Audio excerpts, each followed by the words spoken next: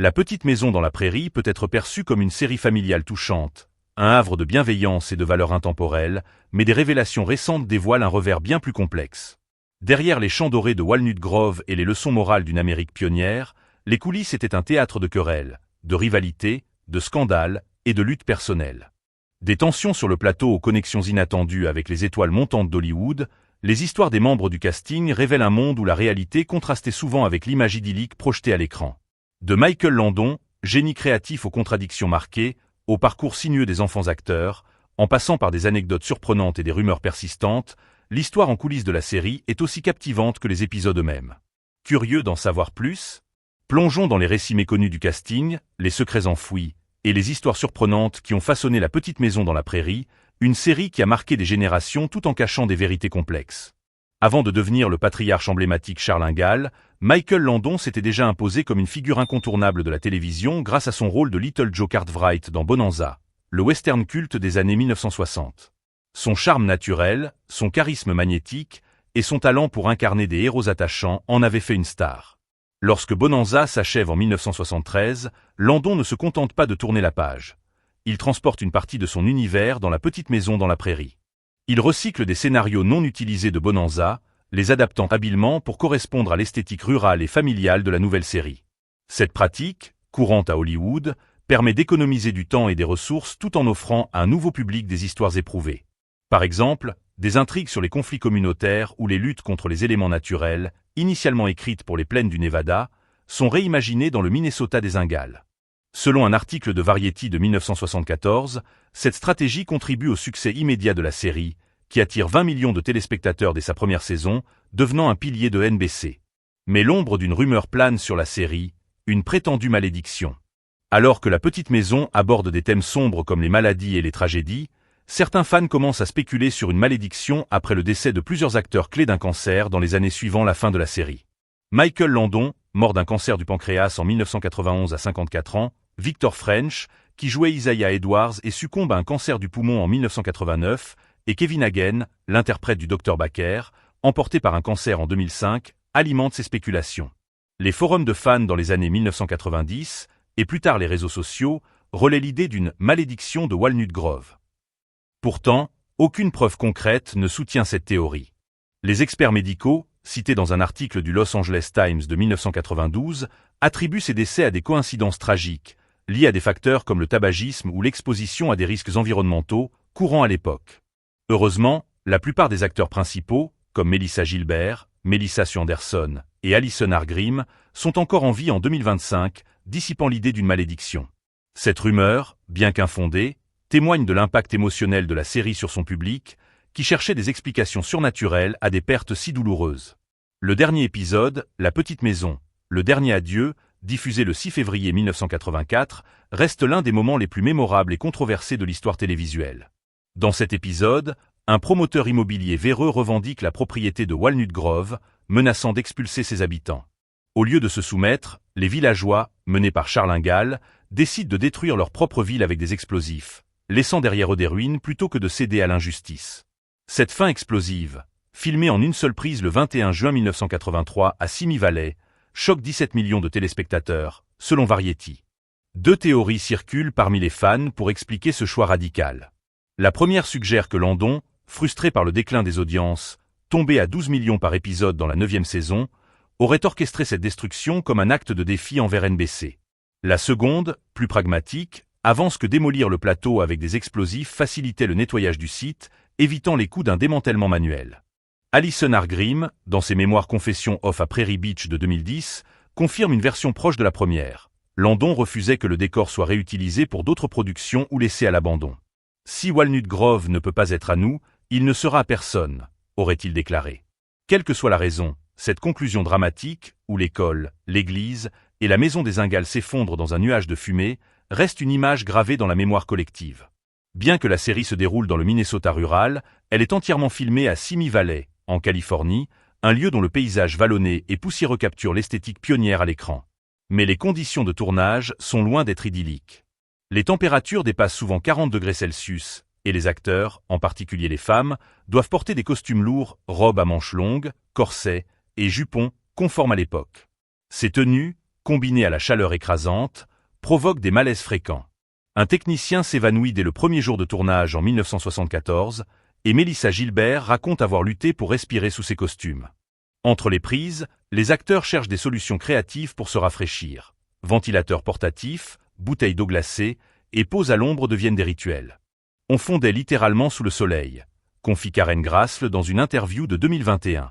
Les techniciens, pour supporter les longues journées, consomment des caisses de bière, surnommant ces sessions les 3 caisses. Une anecdote révélée dans un documentaire de 2022. Ces conditions difficiles renforcent la camaraderie, mais exacerbent aussi les tensions sur un plateau déjà marqué par des rivalités et des drames personnels. Parmi les histoires fascinantes du casting, celle de Mathieu Labiorteau, qui jouait Albert Ingal, le fils adoptif des Ingal, se démarque. En dehors de son rôle, Labiorteau fait sensation en 1982 en devenant champion national de Pac-Man avec un score impressionnant de 1,2 million de points, un exploit rapporté par le magazine Time. Cette passion pour les jeux vidéo se retrouve dans sa carrière ultérieure, où il prête sa voix à des titres comme Star Wars, The Old Republic et Gangstar Vegas. Son parcours illustre un mélange unique de talent, du jeu d'acteur au doublage, et montre comment les acteurs enfants ont souvent exploré des chemins inattendus après la série.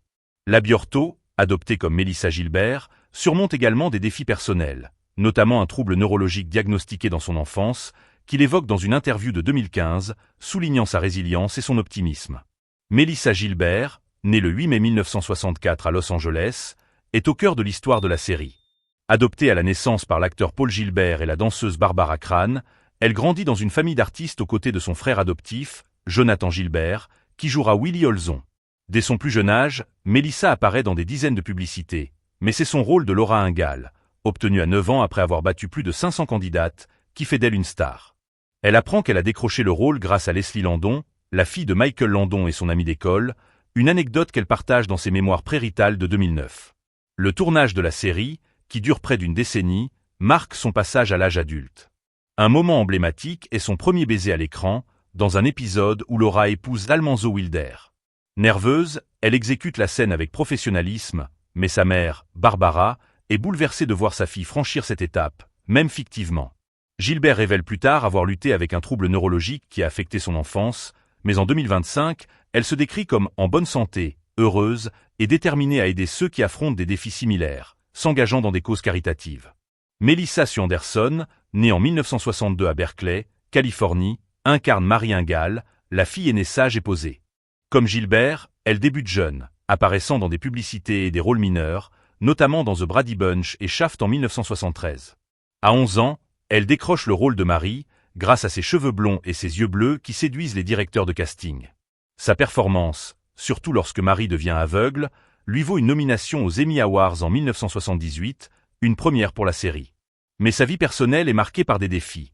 Le divorce de ses parents à 13 ans l'isole sur le plateau, et sa mère, omniprésente, limite ses interactions avec les autres acteurs. « J'étais dans ma bulle, et ça m'a rendue distante », confie-t-elle dans une interview de 2010.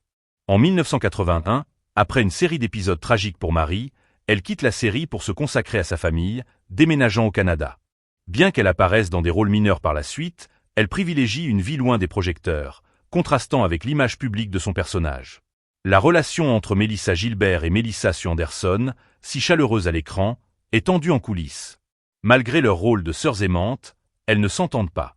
Gilbert, dans ses mémoires, décrit Anderson comme froide et distante, une impression partagée par d'autres membres du casting. Jouer avec elle, c'était comme parler à un mur, écrit-elle. Cette rivalité, exacerbée par leurs différences de personnalité et les pressions du plateau, reste un sujet de fascination pour les fans. Pourtant, leur capacité à incarner des sœurs convaincantes témoigne de leur talent. Cette tension n'est qu'un des nombreux drames en coulisses, éclipsé par un scandale encore plus retentissant impliquant Michael Landon. Alison Argrim, qui incarne l'inoubliable Nellie Olson, la méchante parfaite, apporte une énergie unique à la série. Née en 1962, elle débute comme mannequin et actrice dans des publicités avant de décrocher le rôle de Nellie à 12 ans. Initialement auditionnée pour Laura et Marie, elle est choisie pour jouer l'antagoniste, un rôle qu'elle embrasse avec un talent remarquable. Son interprétation de Nellie, manipulatrice, gâtée et sournoise, en fait l'un des personnages les plus détestés de la télévision, comparable à des figures comme Geoffrey Baratheon dans Game of Thrones. J'adorais être détestée. Ça voulait dire que je faisais bien mon travail, confie-t-elle dans ses mémoires. Pendant cette saison, de 1974 à 1981, elle consolide sa place dans l'histoire télévisuelle. Mais son rôle a un coût physique. Les boucles emblématiques de Nelly, réalisées avec une perruque, sont si serrées qu'elles provoquent des saignements sur son cuir chevelu. Je souffrais pour ces boucles, mais elles faisaient partie du personnage, plaisante-t-elle lors d'une interview en 2023. Malgré les rivalités à l'écran entre Nelly et Laura, Argrim et Gilbert deviennent amis dans la vraie vie, un lien qui perdure des décennies plus tard. On se chamaillait à l'écran, mais hors caméra, on riait ensemble, raconte Argrim. Leur amitié, forgée dans les rires et les farces sur le plateau, est l'une des histoires les plus réconfortantes de la série. Michael Landon, né Eugène Maurice Horowitz le 31 octobre 1931 à Forest Hills, Queens, est une force dominante sur et hors du plateau. Après son succès dans Bonanza, il devient Charlingal, mais aussi le cerveau créatif de la petite maison. Son contrôle total. Il écrit plus de 90 épisodes, en réalise près de 100 et supervise chaque détail. Donne à la série sa profondeur, mais alimente aussi les tensions. Son scandale le plus marquant éclate lorsqu'il entame une liaison avec Cindy Clerico, la maquilleuse de la série, malgré son mariage et une différence d'âge de 20 ans. Cette relation, révélée au début des années 1980, choque le casting et l'équipe, en particulier Mélissa Gilbert, qui voyait Landon comme une figure paternelle. « J'étais dévastée. Il était mon héros, et il m'a brisé le cœur », écrit-elle. Elle coupe contact avec lui pendant près de 9 ans, ne se réconciliant qu'en 1991, peu avant sa mort d'un cancer du pancréas.